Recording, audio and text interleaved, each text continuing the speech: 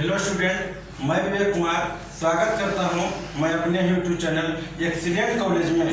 तो ये मैं 100 नंबर का हिंदी 12th क्लास के लिए पढ़ाने के लिए जा रहा हूं। तो ये हमारा आज का जो चैप्टर है वो है कड़वक, जिसके लेखक है मलिक मोहम्मद जायसी।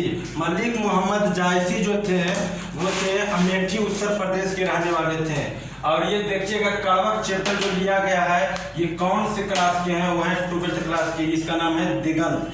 दिगंत का जब संधि विच्छेद करेंगे तो इसका होता है दिक् प्लस अंत। और दिक् का अर्थ होता है दिशा, अंत का मतलब तो समझ ही रहे होंगे क्या होता है।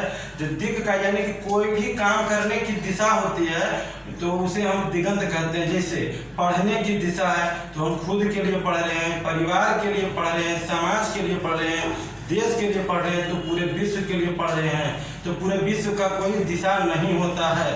तो आज चलिए अपने चैप्टर पर हम चलते हैं। तो कुछ मैं कल बातों को बताने के लिए भूल गया था, आज वो है जैसे कि मैं कल बता रहा था पद्मावती जो थी वो किसकी पत्नी थी, वो थी रत्नसेन की पत्नी थी। रत्नसेन जो थे वो चित्तौड़गढ़ के राजा हुआ करते थे।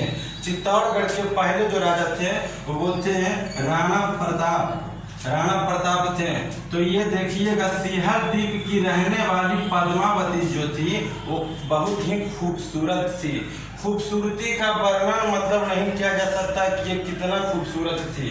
तो देखिएगा रत्नसेन के दरबार में रहने वाले एक राघव चेतन मंत्री जो थे, यहाँ पर देखिएगा त्रिकोण का निर्माण हुआ है। ये पद्मावती हो गई, यहाँ पर रत्नसेन हो गया और यहाँ पर अलाउद्दीन खिलजी हो गए। तो देखिएगा एक बार रत्नसेन और राघव चेतन जो थे वहाँ के मंत्री थे, इन दोनों के बीच में मनमुटाव हो गई।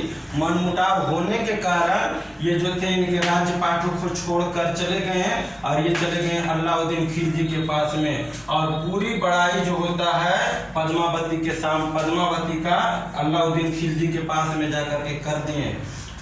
तो इस बड़ाई को सुन करके अलाउद्दीन खिलजी ने पद्मावती को पाना चाहा, जोर जबरदस्ती जिस तरह से भी पाना चाहे। तो ये देखिएगा ये आक्रमण कर दिए हैं रत्नसेन पर। रत्नसेन जब मारे गए तो ये वीर गति को प्राप्त हो गए, भारत के लिए शहीद हो गए। तो अब देखिएगा ये जब मर गए यानी कि शहीद हो गए तो ये चले गए पद्मावती के पास में और इसे पाना चाहते थे। लेकिन पहले के समय में जो होते थे जिनकी पति मर जाते थे तो वो सती हो जाती थी। पहले के जमाने में सती प्रथा चलता था।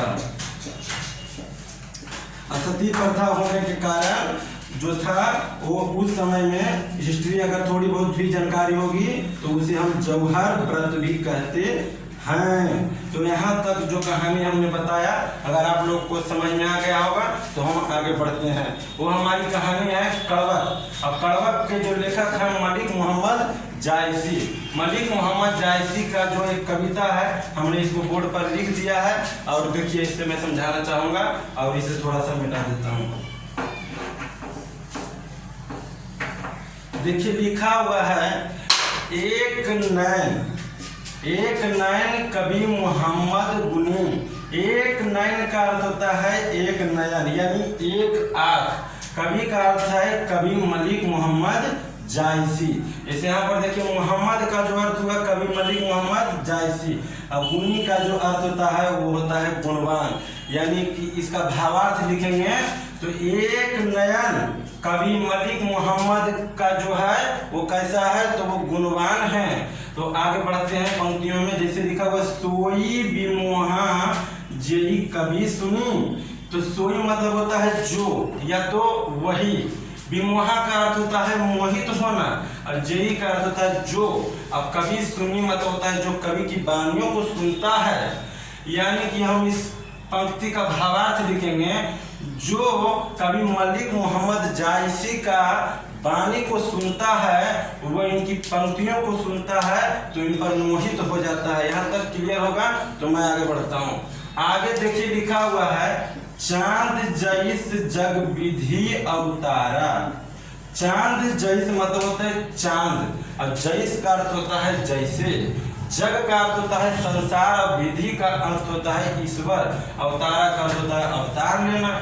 जिस तरह से चांद जैसे इस संसार में ईश्वर ने अवतार लिया है। तो देखिए अगला लाइन में जो लिखा हुआ है, दीन्ही कलंक किन्ही उजियारा। दीन्ही कलंक मतलब होता है दिया गया कलंक फिर भी उजियारा करता है, यानी कि चंद्रमा पर आप लोग देखते होंगे कि उस पर धब्बे लगे हुए होते हैं, तो वो भी एक कलंक है, लेकिन फिर भी वो उजाला देती है।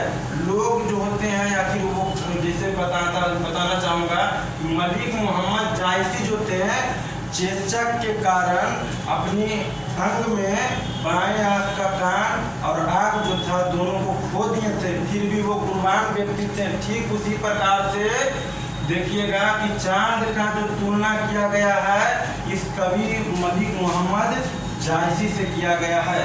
तो यानी कहा जाता है कि चांद जैसे इस संसार में ईश्वर ने अवतार लिया है और अपने इस कलंक को रहते हुए भी पूरे संसार में उजाला को फैलाता है।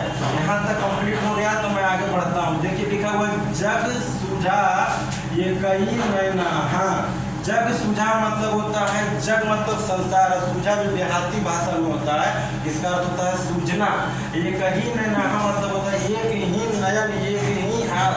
पूरे संसार को देखने के लिए दोनों आँख की जरूरत नहीं होती है, बल्कि एक आँख से भी देखा जा सकता है। युवा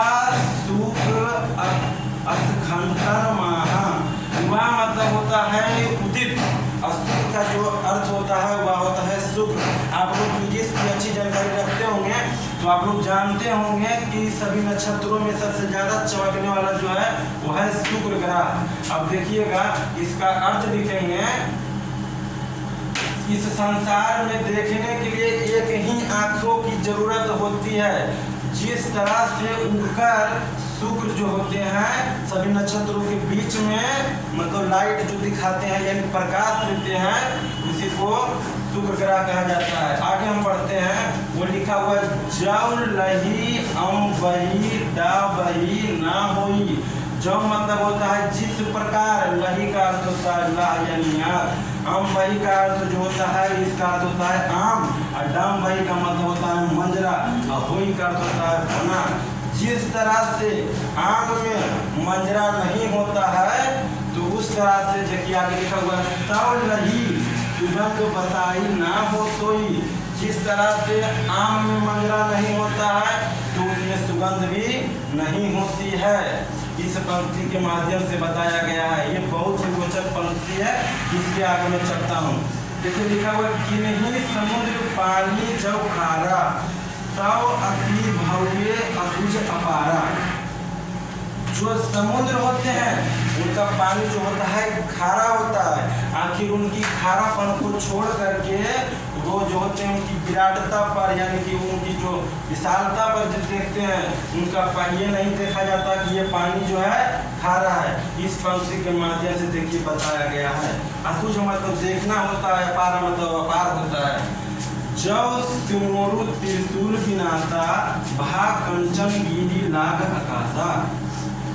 तो देखिए जौ सिमोरु, सिमोरी एक पर्वत का नाम है और त्रिशूल शंकर भगवान का जो त्रिशूल होता है उसी को त्रिशूल कहा जाता है। विनाशा का जो अर्थ होता है विनाश होना। कंचन गिरी एक पर्वत का नाम है, लाग आकाशा मतलब आकाश को छूने जा रहा है। तो देखिए इसका लिखेंगे जिस प्रकार से सिमोरी जो है त्रिशूल की तरह विनाश करने के लिए आकाश की ओर बढ़ते हुए जा रहा है, तो उसी प्रकार से कंचन गिरी भी है। तो आगे हम देखेंगे जो लिखा हुआ जब लही घड़ी कलंक ना पड़ा कांच होई नहीं कंचन करा। जिस तरह से लह में यानी आग में घरिया में कलंक होता है, जिस तरह से आग में घरिया में कलंक होता है, जिसे सोना पकाने के लिए घरिया की जरूरत होती है, उसमें कुछ अवशिष्ट पदार्थें होती है। जब पृथ्वी से खोद कर सोना निकाला जाता है अवशिष्ट पदार्थ होती है, तो ये घरिया में ही पकाकर 24 कैरेट का सोना बनाया जाता है। तो ठीक उसी प्रकार से कांच होई नहीं कंचन करा। तो ये कांच जो भी होते हैं वो भी निकाला जाता है पृथ्वी के अंदर से, तो वो भी मतलब कि कंचन करने के लिए अवशिष्ट पदार्थ को छुड़ाने के लिए कांच को भी मतलब क्या होता है उसको बात भट्टी में खोलाया जाता है और इसे बनाया जाता है। तो कांच भी जो होता है उसी तरह से होता है। एक नैन जस दर्पण और तेहि निर्मल भऊ। एक आँख जिस प्रकार से दर्पण को देखता है उसी प्रकार से निर्मल भी होता है। तो देखिएगा, इसका अर्थ हुआ जिस तरह से पूरे संसार को देखने के लिए एक आँख की जरूरत होती है, तो दर्पण भी उसी तरह से होता है। जैसे दर्पण के सामने अगर हम खड़ा हो गए तो मैं काला हूँ तो गोरा नहीं दिखूंगा, अगर गोरा रहूंगा तो काला नहीं दिखूंगा। यानी कि दूध का दूध और पानी का पानी कर देता है। तो अगला लाइन में देखिए लिखा हुआ है, सब रूपवंत गही मुख जो वही कही चाहो। तो यानी कि रूपवान व्यक्ति का चर्चा नहीं होता है। यानी कि बड़े बड़े जो लोग हैं, कवि मलिक मोहम्मद जायसी का अपने मुख से वर्णन करते हैं कि ये अच्छे कवि थे और ये बहुत ही अच्छे कवि थे।